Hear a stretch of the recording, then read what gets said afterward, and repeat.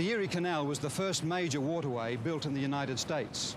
Opened in 1825, it crossed the state of New York from Buffalo near Niagara Falls in the west to Albany on the Hudson River in the east.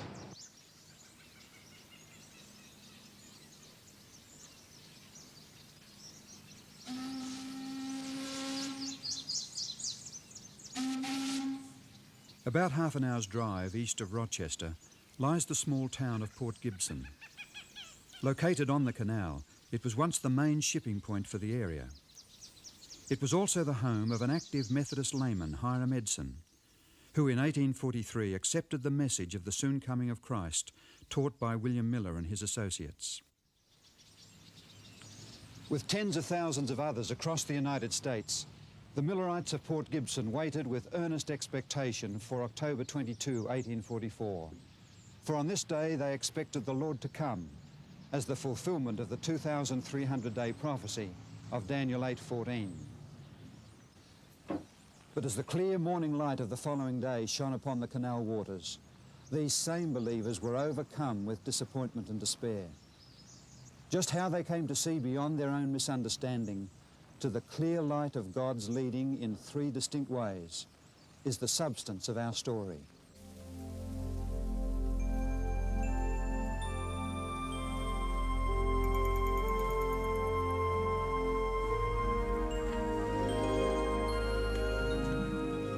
There were many Adventist believers who gathered at Hiram Edson's farm on October 22, 1844. Researchers established that this was his house, though rooms have been added on both sides since the time Edson lived here. On that cool October morning, the disappointment of Edson and his friends became all too real. That slips off the tongue mighty easily, young fella. I beg your pardon, sir? I don't think you have any idea how devastated we were. What do you mean? I'm telling you, we experienced the worst kind of doubt. Some of us with more bitterness than others. We wondered if the prophecies of Daniel were wrong. We wondered if maybe the Bible was a fairy tale. And some of us even wondered if there was still a God in heaven. We went to my barn back there and we prayed. And after re-examining our faith, we decided that there had to be an answer to our dilemma. And what was that? Well, after we'd eaten breakfast, I suggested to young Olin Crozier that we visit some of our neighbors in the area here and see if we could encourage them a bit. I'm not sure if it was because of our fear of our mocking neighbors, but anyway, we headed out across my cornfield. All that corn. We'd been so sure of Christ's second coming that I'd left the whole crop standing in the field. Have an ear of New York's finest. Thank you. You're welcome. You know, as we walked along that morning, and I reviewed in my mind the events of the previous 24 hours, suddenly I stopped and looked up into heaven, and it seemed as if the heavens opened, and across my mind flashed the arrangement of the sanctuary. You know, we Millerites had been preaching the text until 2,300 days, then shall the sanctuary be cleansed. And we thought that that sanctuary was this earth. Well, later we realized that the Bible teaches that there's a sanctuary in heaven too. And Christ had moved like the high priest in the Day of Atonement from the holy place to the most holy place on October 22, 1844. Our Lord had a work to perform in heaven before returning to this earth. That's where Brother Miller had made his mistake. The Lord was good. He had heard our morning prayer. Well, so long, young fella. So long.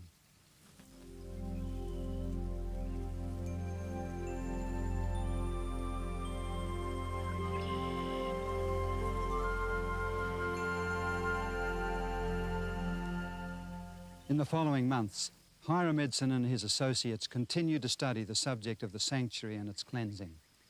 As they thought of their own experience, they marveled at the similarities between their own disappointment and that of the disciples at the time of Jesus' crucifixion. Eventually, Edson persuaded his friend Crozier to publish their findings in an extra edition of the Millerite journal, The Day Star, February 7, 1846.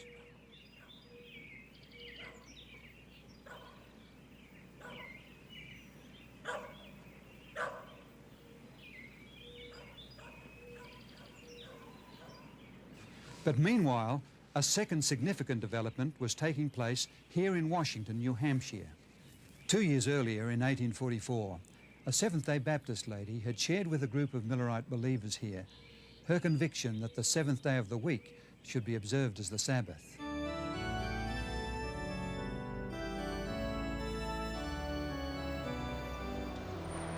The Christian observance of the seventh-day Sabbath has persisted throughout the Christian era. At times it has been driven underground, but it has always reappeared to urge its message upon the world.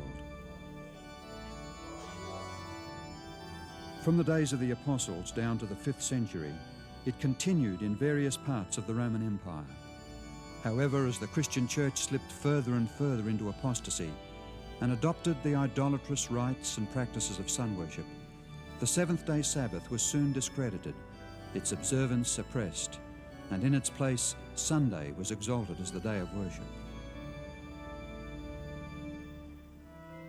During the Reformation of the 16th century, Luther took his stand on the Bible as the supreme authority for the Christian. To Charles V, he declared, I do not accept the authority of popes and councils, for they have contradicted each other. My conscience is captive to the word of God. This appeal to the Bible and the Bible only was the very foundation of the Reformation.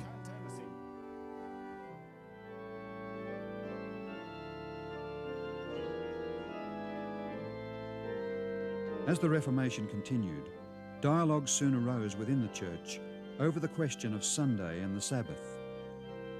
The Sabbath keepers asserted that there was no Bible support for the observance of Sunday. As a result, the observance of the seventh-day Sabbath spread throughout Europe, including England.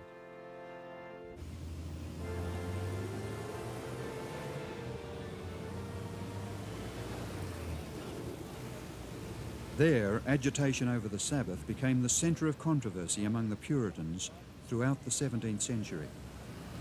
Influential people were involved.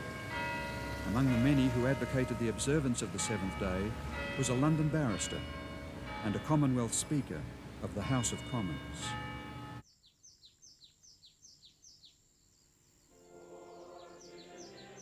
By the mid-1660s, there were many congregations in England keeping the seventh day.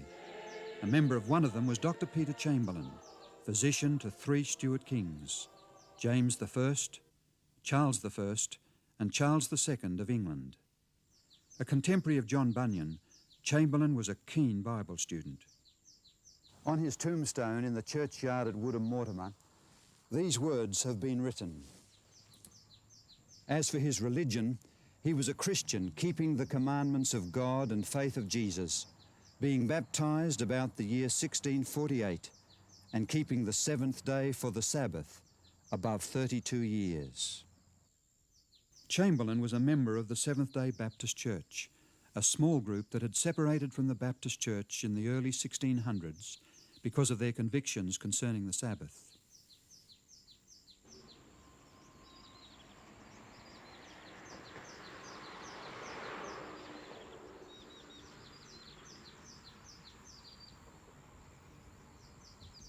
In 1664, Stephen Mumford, a Seventh-day Baptist from England, emigrated to the New World.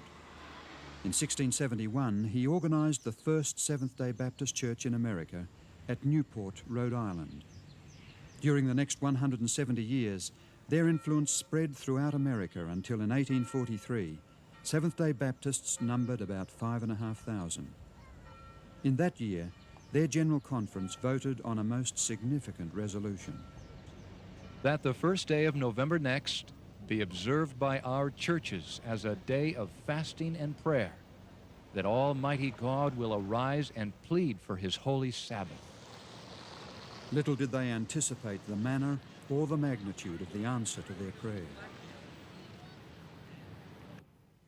Within months of their day of prayer, a Seventh-day Baptist widow, Mrs. Rachel Oakes, decided to move to the little village of Washington, New Hampshire. Her 18-year-old daughter, Delight, had accepted a position there as a schoolteacher.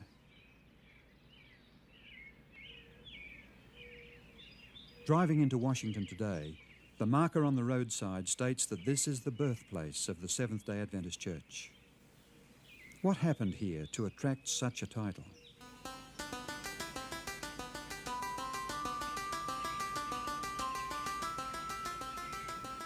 This sturdy wooden church is today located far from the town centre, but once it was set in the middle of a thriving farm community.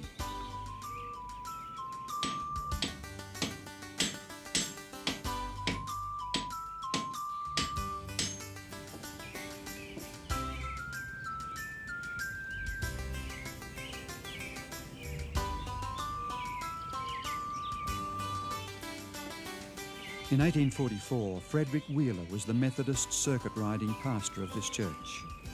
2 years earlier, after reading William Miller's books, Wheeler began to teach the soon coming of Jesus. The majority of his congregation here also adopted Miller's teachings.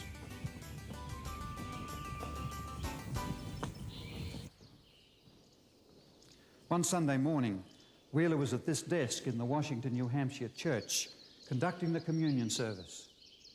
During the sermon, he encouraged the people to be faithful in keeping all 10 of God's commandments. Mrs. Oakes, the Seventh-day Baptist, who was attending here for fellowship, could hardly contain herself. When the pastor visited her soon after, she seized her opportunity. Reverend Wheeler. Hello, Rachel. I'm glad to see you. Good to see you. I've been looking forward to this. I want to talk to you about something important. What is the subject today? Come in. Thank you, Mrs. Oakes. It's a lovely fire.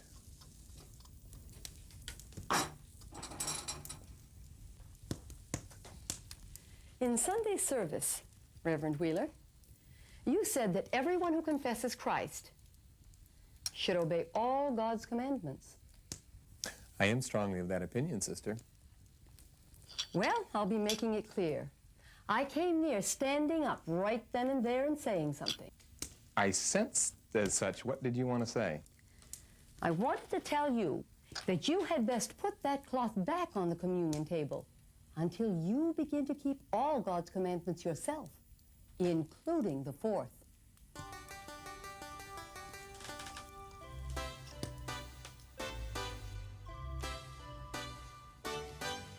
And so Frederick Wheeler was introduced to the Sabbath truth. Soon after, he kept his first Sabbath, preached a sermon on it, and thus became the first Sabbath-keeping Adventist minister. Not long after the Great Disappointment, William Farnsworth, then in his late 30s, stood up in the Farnsworth family pew during the service and declared his intention to keep the Sabbath also. He was soon followed by his younger brother Cyrus, who was in his early 20s, his own wife and father and others. Forced to withdraw from fellowship, these first Sabbath keepers met in the large Farnsworth home not far away.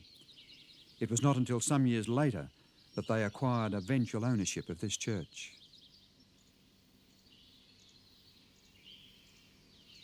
Adjacent to the church is the graveyard where many of these early Seventh-day Sabbath keepers lie buried.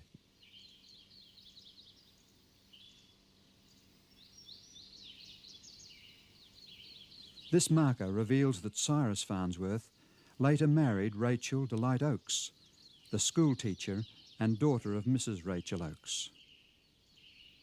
A short time after Wheeler commenced to keep the Sabbath, a second Millerite minister, Thomas Preble, joined him. Preble was a Free Will Baptist who had travelled with William Miller and proclaimed the soon coming of Jesus. He became the first Sabbath-keeping Adventist to advocate the Seventh-day Sabbath in printed form in an article he published in February 1845. Among the many who read his article which was later printed as a tract, was Joseph Bates, a retired sea captain. He was impressed with its truth.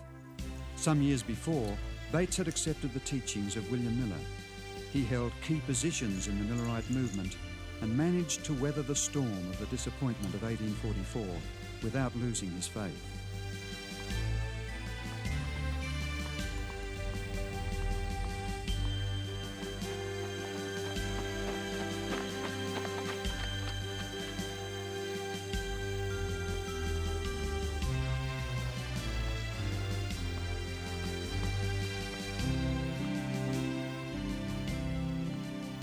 Hearing of the company of Sabbath keepers in Washington, he journeyed there, but on the way met with Frederick Wheeler on his Hillsborough farm.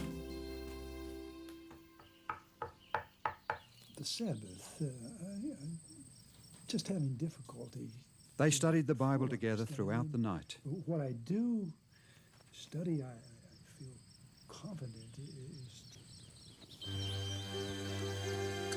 Next morning, they both went to Washington to Cyrus Farnsworth's home.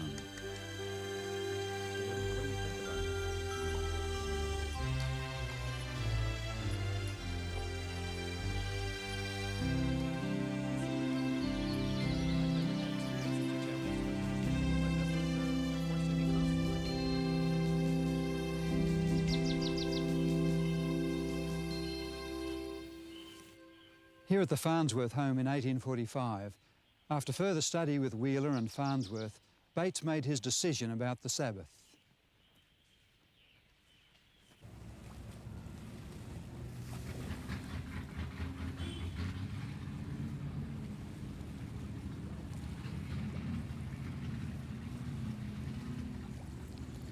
Returning home, Bates was crossing the bridge between Fairhaven and New Bedford, Massachusetts. Only the approaches to the bridge remain today. On the bridge, Bates met an old friend, James Madison Munro Hall, who asked him a question. "What's the news, Captain Bates?" News is that the seventh day is the Sabbath of the Lord our God. And Bates devoted the remainder of his life to proclaiming that news. In August of 1846, Bates published his own tract, The Seventh-day Sabbath, a Perpetual Sign. Its contents pointed to a spiritual heritage received not only from the Seventh-day Baptists, but also from the English Puritans and others before them. It contained as well an important new idea that heralded the prophetic significance of the developing Seventh-day Adventist Church.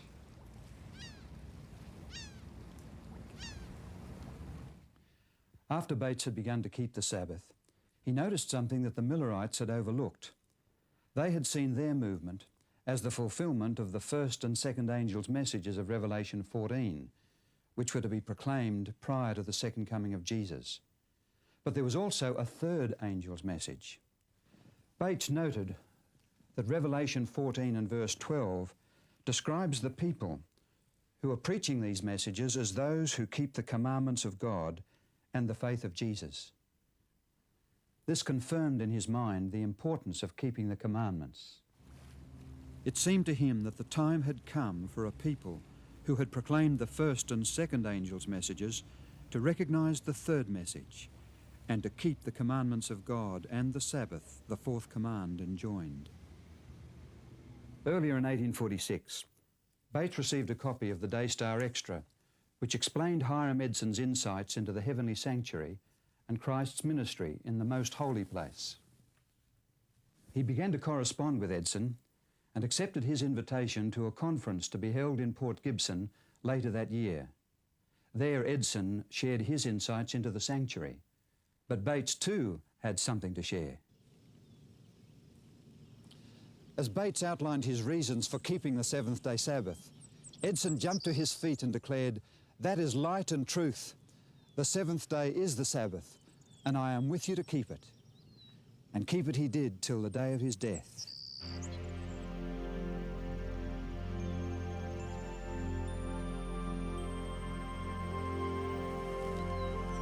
But in his conversation with the Port Gibson leaders, Bates also began to see a connection between the Sabbath and Christ's ministry in the most holy place of the heavenly sanctuary.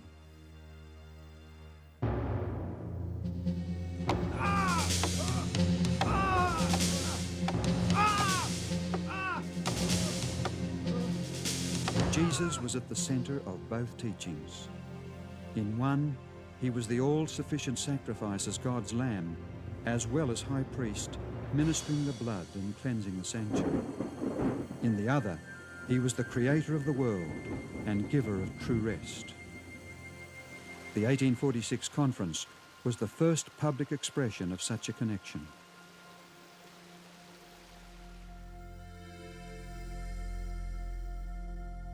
At this conference, Bates listened with great interest to Edson's ideas about the heavenly sanctuary. He knew that the Bible taught that the Ark of the Covenant was located in the sanctuary's second apartment, and that inside the Ark were the Ten Commandments. With great interest, therefore, he read Revelation 11:18, which speaks of the final days of Earth's history, when the nations would be angry and the time had come for the world's last judgment.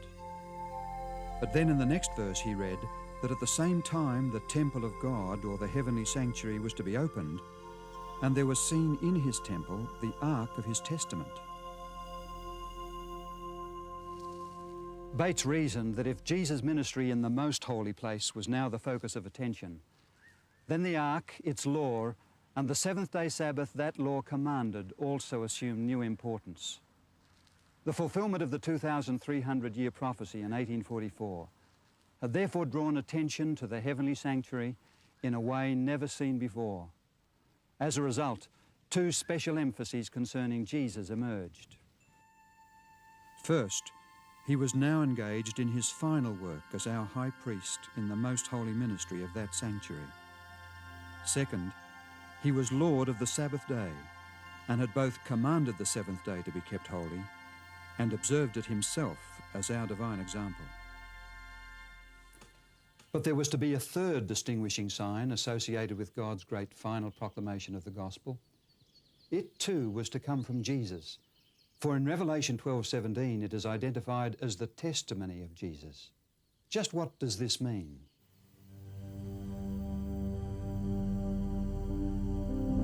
In Revelation 12, John describes the woman clothed with the sun representing the church.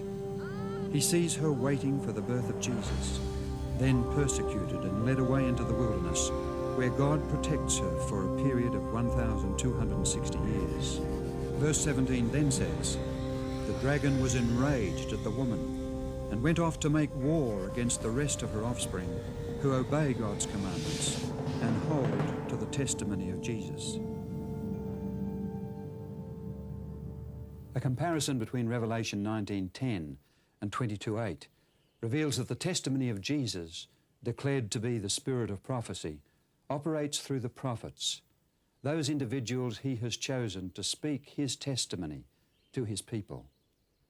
The Old Testament prophet Joel records, "And afterward I will pour out my spirit on all people. Your sons and daughters will prophesy, your old men will dream dreams, your young men will see visions.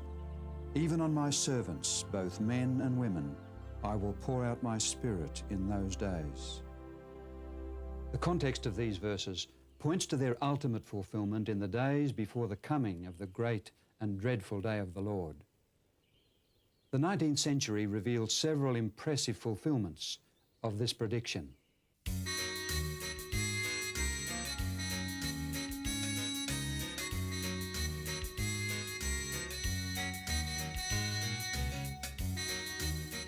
In the late 1830s, a young American black who was converted at the age of 17 moved here to Boston, Massachusetts, to prepare for the gospel ministry.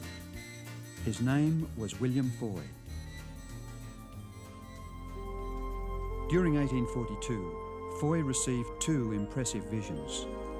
He later published a description in a pamphlet entitled "The Christian Experience of William E. Foy," together with the two visions he received in the months of January and February 1842.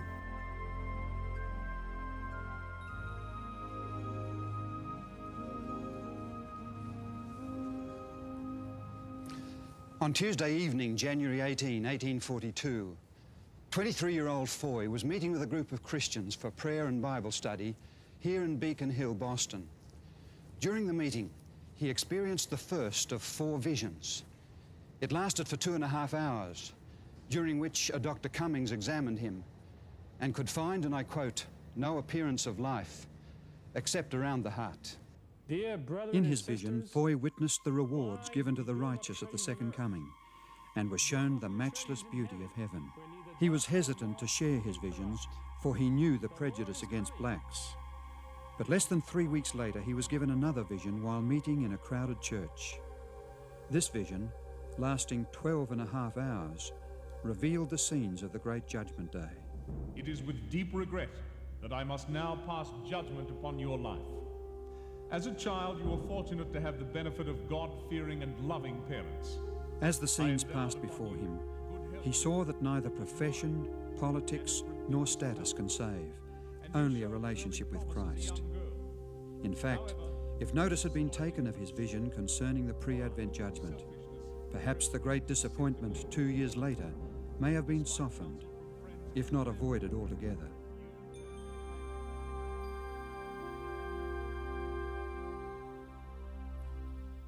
Foy was told to relate to others what he had seen, and during the months that followed, he preached extensively, creating a sensation wherever he went. Vast crowds heard him tell of what he had seen of the heavenly world and the need to prepare for it.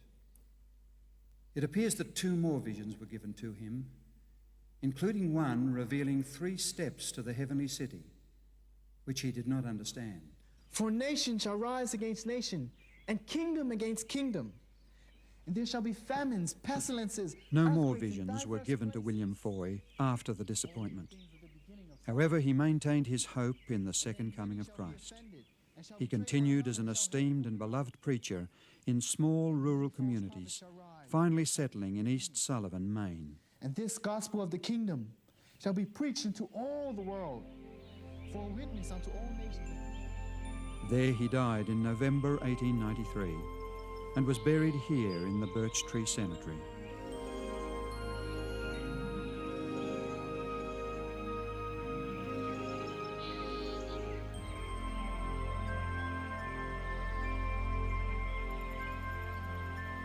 Shortly before the Great Disappointment, God placed the prophetic gift on another, Hazen Foss, who lived in Poland, Maine. He was 25 years old, well-educated, a good speaker, and a believer in the soon coming of Jesus. In his first vision, he was shown the journey of the Advent people to the city of God. It corroborated with Foy's visions and included a view of 3 steps by which God's people approach the holy city. After the disappointment, he was told to relate what he had seen. Fearing opposition, Foss refused. In a second vision, he was again urged to share what he had seen, but still he refused. A third vision followed, in which he was told that he was released and that the burden would be laid upon one of the weakest of the weak, who would do the Lord's bidding.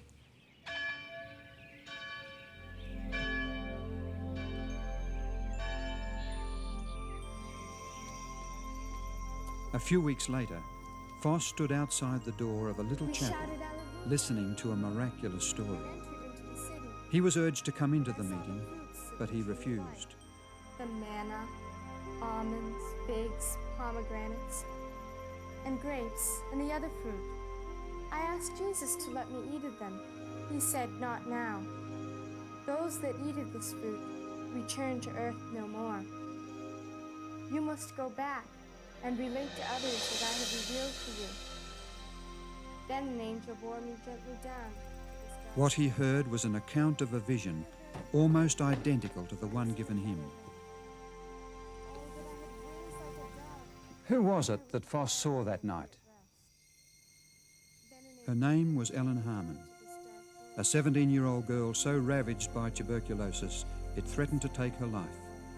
She could barely speak in a whisper and was often wakened from sleep by coughing and bleeding in her lungs. Yet God took this weakest of the weak and called her to give the testimony of Jesus to his people.